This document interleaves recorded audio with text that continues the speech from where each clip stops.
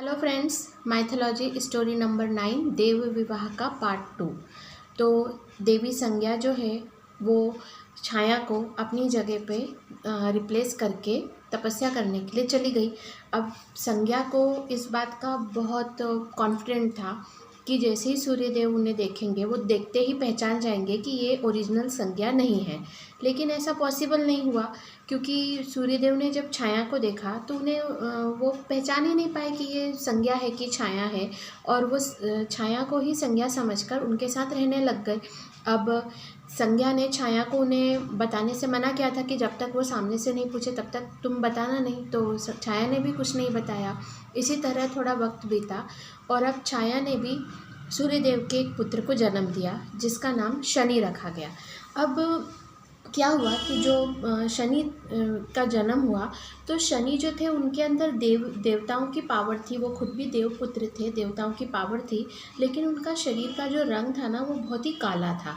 तो इस बात से सूर्यदेव को थोड़ा डाउट हुआ कि ऐसा कैसे हो सकता है, क्योंकि उनके पहले के जो दो बच्चे थे, यम और यमुना, वो काफ़ी गोरे थे और ये काफ़ी काले रंग के थे। तो इस वजह से उन्हें ऐसा लगा कि ये ऐसा कैसे पॉसिबल है। तो इस टॉपिक पे उन्होंने छाया से सवाल जवाब किया कि ये ऐसा कैसे हो सकता है, और उनके सवाल जवाब से उन्हें छाया पर थोड़ा सा शक होने लगा। तब उन्होंने छाया से उनकी रियलिटी पूछी। तब छाया ने उन्हें डिटेल में पूरी बात बताई कि वो छाया है, संज्ञा नहीं है। अब ये सारी बातें सुनकर सूर्यदेव को काफ़ी शौक लगा, क्योंकि संज्ञा ने उन्हें कुछ भी बताया नहीं। वो सीधे छाया को लेकर के भगवान विश्वकर्मा के पास गए। तो विश्वकर्मा को उन्होंने पूरी बात बताई। अब इस टॉपिक के बारे में विश्वकर्मा को भी कुछ भी मालूम नहीं था, क्योंकि ये जो सीक्रेट था ना वो संज्ञा और छाया के बीच में ही था। तो विश्वकर्मा ने भी कहा कि मैंने संज्ञा को बताया था कि उन्हें तपस्या करने जाना है, पर वो तपस्या करने अपनी क्लोन को अपनी रिप्लेसमेंट पे छोड़ के जाएंगी, इसका मुझे कोई आइडिया नहीं था। और जब संज्ञा चली गई तपस्या करने और उनको छाया दिखती थी तो उन्हें ऐसा लगता था कि संज्ञा नहीं गई होगी तपस्या करने। तो सूर्यदेव ने कहा कि भाई अब हमें एक पुत्र का जन्म हो चुका है, हम दोनों का एक पुत्र का जन्म हो चुका है और मेरी छाया के साथ विवाह नहीं हुआ है, तो ये तो गलत है। मैं अब छाया के साथ विवाह करना चाहता हूँ। तो इस बात पे भगवान विश्वकर्मा ने भी उनको कहा कि बिल्कुल आपका डिसीजन बिल्कुल सही है। तब ब्रह्मदेव को साक्षी मानकर सूर्यदेव ने विश्वकर्मा भगवान के सामने छाया से भी विवाह कर लिया। और जैसा मैंने आपको बताया है कि पहले अभी जो है वो विवाह जो है वो 7 फेरे और मंगलसूत्र वगैरह इन रस्मों के साथ नहीं होता था।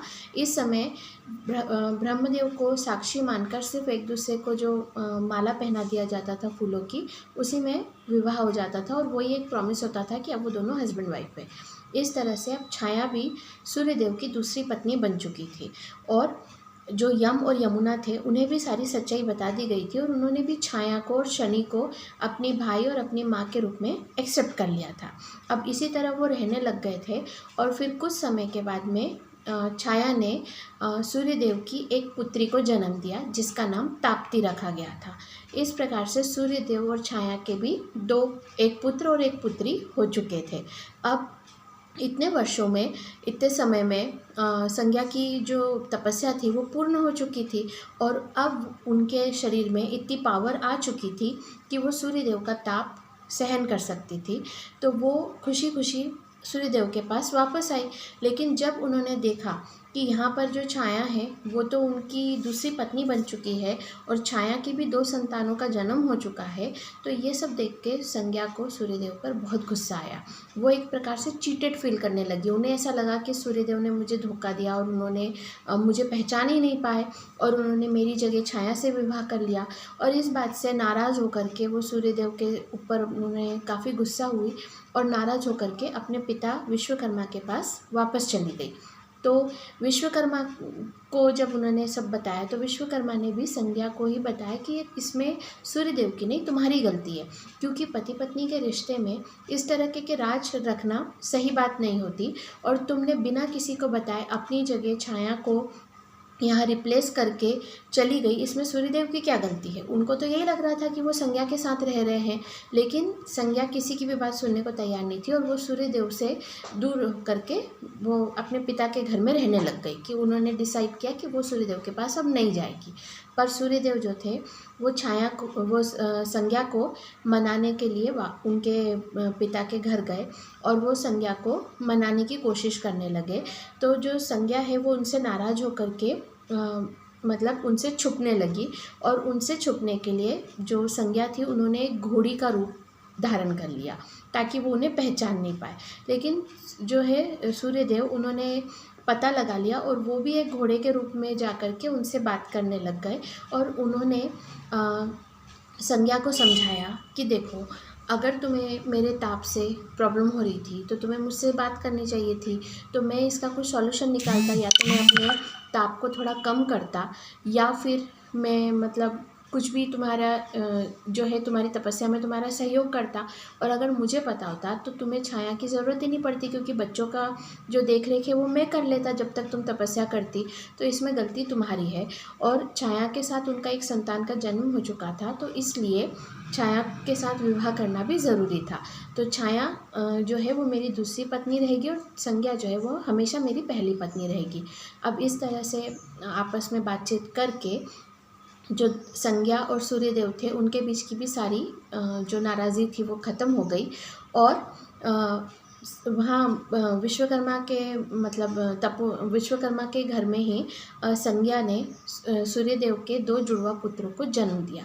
तो ये जो दोनों जुड़वा पुत्र थे इनका नाम उन्होंने रखा नासत्य और दृष्टा, और जिन्हें हम अश्विनी कुमारों के नाम से जानते हैं। तो इन पुत्रों के जन्म के बाद संज्ञा जो है वो सूर्यदेव के साथ उनके घर चली गई, लेकिन ये जो दोनों जुड़वा पुत्र थे इन्हें विश्वकर्मा भगवान ने अपने पास ही रख लिया, क्योंकि वो जो है वो उनके नाना थे और वो चाहते थे कि उनके ये दोनों जो पुत्र हैं वो उन्हीं के साथ रहे। और जो ये दोनों जो पुत्र थे अश्विनी कुमार जो थे, ये इनका आयुर्वेद में बहुत इंटरेस्ट था, तो भगवान विश्वकर्मा ने उन्हें आयुर्वेद की पूरी कंप्लीट शिक्षा दी और वो है आयुर्वेद के देवता बने। तो इस तरह से ये सारी प्रॉब्लम सॉल्व हुई और सूर्यदेव के परिवार में अब उनकी 2 पत्नियां और उनके बच्चे सब आपस में मिलजुल कर प्रेम से रहने लग गए। और छाया और संज्ञा के बीच में भी जो भी प्रॉब्लम्स थी, जो भी गलतफहमी थी, वो सब दूर हो गई। और संज्ञा ने भी छाया को सूर्यदेव की पत्नी के रूप में एक्सेप्ट कर लिया, क्योंकि देखा जाए तो छाया संज्ञा से कुछ अलग नहीं थी, क्योंकि वो उन्हीं की क्लोन थी, उन्हीं की मतलब बनी हुई क्लोन थी। तो ऐसा कुछ अलग नहीं था कि वो कोई दूसरी है। तो इस प्रकार से जो सूर्यदेव है उनकी भी सारी प्रॉब्लम सॉल्व हो गई। और फिर जब ये बच्चे बड़े हुए तो जो सूर्य और संज्ञा के पुत्र थे यमदेव, ये बड़े होने के बाद ये मृत्यु के देवता बने। और इनकी जो विवाह है वो दक्ष और प्रसूति की जो पुत्रियां थी उनसे हुआ, और इनकी पत्नियों के नाम हैं वसु, मारुवती, जामी, लांबा, ऊर्जा, संकल्पना, महारथी, साध्वी और विश्वा। ये इनकी यमराज की पत्नियों के नाम है। ये सभी बहनें हैं और दक्ष और प्रसूति की पुत्रियां हैं। और इन सभी पुत्रियों ने पुत्रों को जन्म दिया और यमराज के संतानों के पुत्रों के नाम है अहस, ध्रुम, सोम, धरा, अनिल, अनल, प्रत्युष और प्रभास। ये सारे जो 8 पुत्र हैं ये यमराज के पुत्र हैं। इन्हें वसु कहा जाता है, 8 वसु कहा जाता है। ये पृथ्वी के कणों के देवता हैं। और जब महाभारत का समय हुआ था तो इन्हीं के जो पुत्र थे इन्होंने ही गंगा के गर्भ से जन्म लिया था, और इन्हीं पुत्रों को गंगा नदी ने तुरंत गंगा में डुबो के मारा था। और इनमें से जो सबसे छोटा जो पुत्र था प्रभास, वही आगे जाके भीष्म पितामह बने और उन्होंने इतने साल महाभारत का जो उनके भीष्म के रूप में वहाँ रहे थे। उसके बाद जो सूर्य और छाया के पुत्र थे शनिदेव जो है वो बड़े होने के बाद वो न्याय के देवता बने। और इनकी जो पत्नी थी वो गंधर्व चित्ररथ की पुत्री थी, मतलब गंधर्व चित्ररथ की पुत्री से इनका विवाह हुआ और इनकी पत्नी का नाम था ज्येष्ठा। और इनकी 2 पुत्र हुए, मतलब शनिदेव और उनकी पत्नी ज्येष्ठा के 2 पुत्र हुए जिनका नाम है माघी और कुलीगन। और साथ में ही जो अश्विनी कुमार है, जो दोनों आयुर्वेद के देवता है, जिनमें से पहले अश्विनी कुमार जिनका नाम है नासत्य, उनका जो विवाह हुआ वो ज्योति नामक देवी से हुआ जो मानव शरीर की देवी थी। और इनके पुत्र जो हुए उनका नाम सत्यवीर रखा गया।